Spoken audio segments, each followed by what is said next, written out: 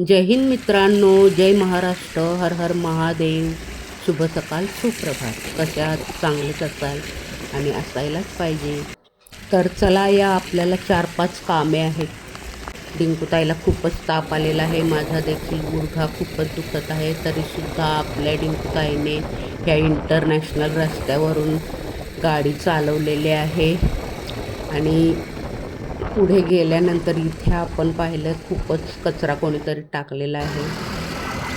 तर मंडळी, आम्ही जसे तसे हॉस्पिटलमध्ये पोचलो तर तिथे खूपच गर्दी होती, म्हणून डिंकूताईने मला रिक्षामध्ये बसवून दिले. तर मी, माझी बहीण आणि भाऊजाई असं करून आम्ही महानगरपालिकामध्ये गेलो.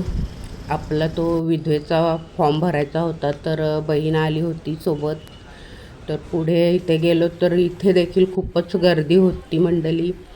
आणि इथे पोचल्यानंतर माझं लक्ष ह्या ड्रमचे हे बसण्यासाठी खुर्च्या बनवलेल्या, तर त्या खूपच छान मला वाटल्या. आणि वरती गेलो आम्ही पहिल्या माल्यावर, तर इथे देखील खूपच फॉर्म भरण्यासाठी महिलांची गर्दी होती मंडळी.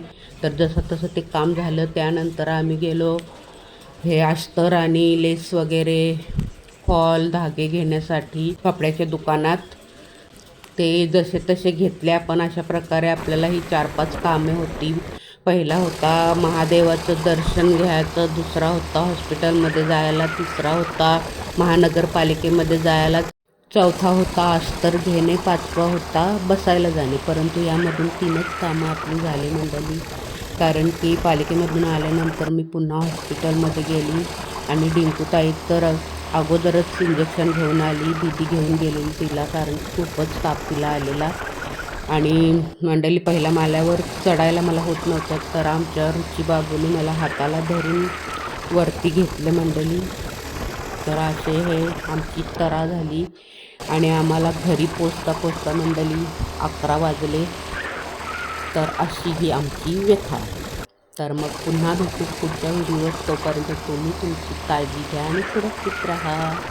Bye bye, good night.